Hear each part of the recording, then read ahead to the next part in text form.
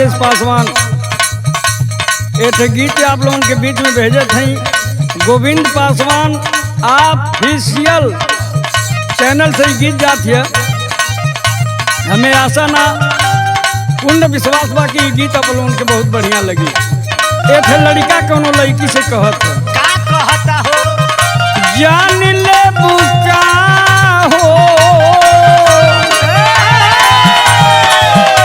जान ले बुका होली लिपस्टिक लगाई के जान ले बुका होली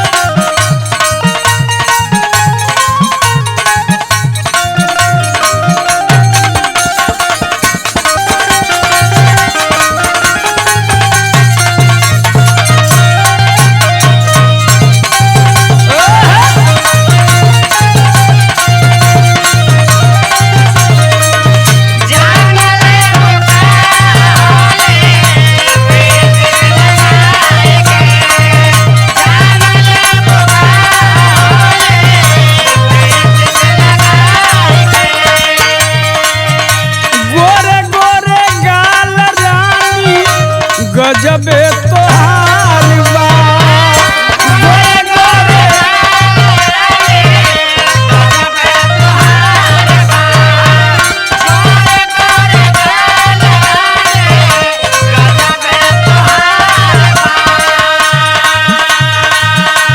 तिरछी नजरिया से लोगवा बेहाल बा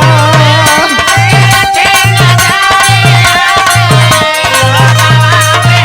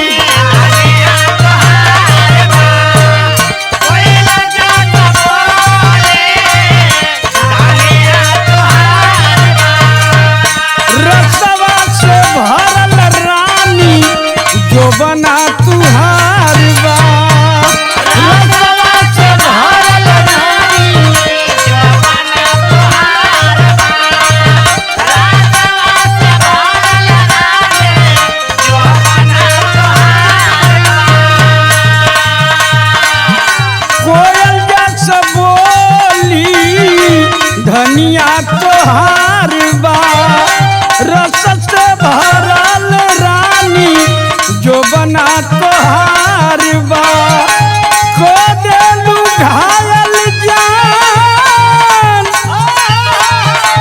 को देलू घायल जान बिजली गिराई के जान लो बुका हो हे हो जान लो बुका होली स्टिक लगाई के जान लो बुका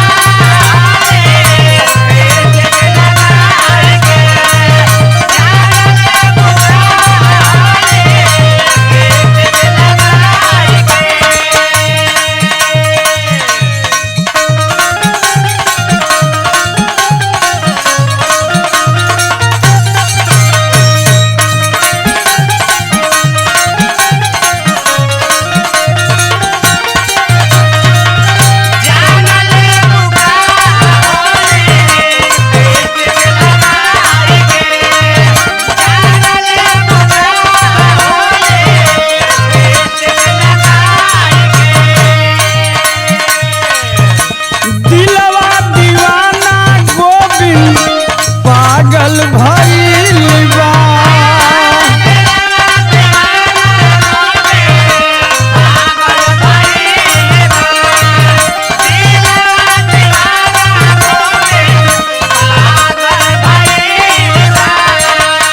तोहरा चक्कर में राजेश घायल भइल